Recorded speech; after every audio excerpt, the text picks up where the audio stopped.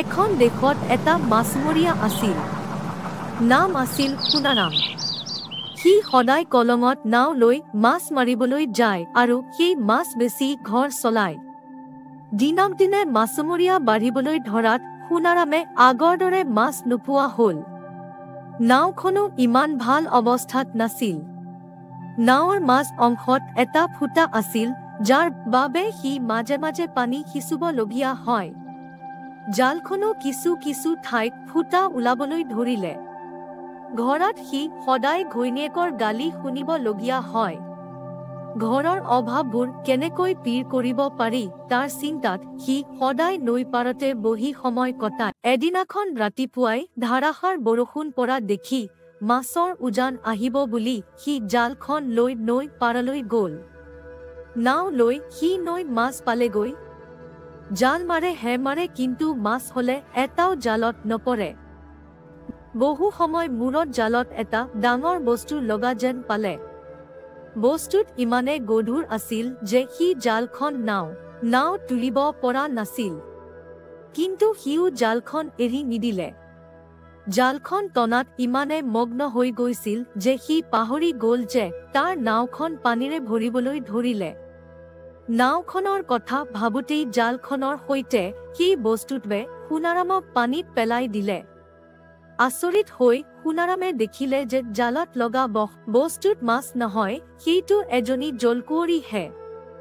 জলকুঁৱৰীয়ে সোণাৰামক সুধিলে যে সি ইমান বৰষুণত কিয় মাছ মাৰিব আহিছে।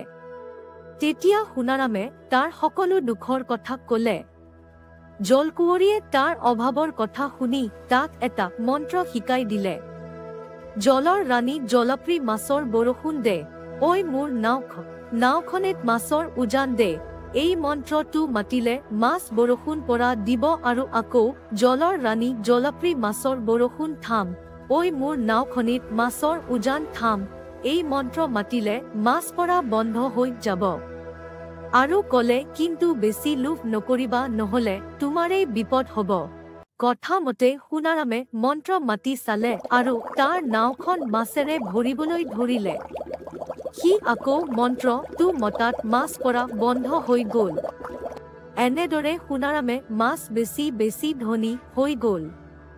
তাক দেখি আন মাছমৰীয়াসকলৰ মাজত খোৱা দোৱা লাগিল। সোণাৰামে সদায় সদায় ইমান মাছ ক'ত পায়? নিশ্চয় ইয়াৰ কিবা এটা আছে, ইয়াক আজি তালাচী কৰিব লাগিব। তাকেহে বন্ধু, ই ইমান কম সময়ৰ ভিতৰত ইমান ধনী মানুহ হৈ গৈছে। ইয়াৰ আঁৰত কি কাৰণ থাকিব পাৰে, আজি তাক চাব লাগিব। সেয়া সোণাৰাম বিলৰ পাৰলৈ গৈ আছে। সকলো মাছমৰীয়াই মনে মনে জুপি চাই দেখিলে যে মাছবোৰ তাৰ নাওত বৰষুণ পৰা দিছে।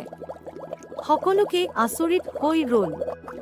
সোণাৰাম পাৰলৈ অহাত তাক সকলোৱে আগুৰি ধৰি ৰহস্যটো সুধিলে।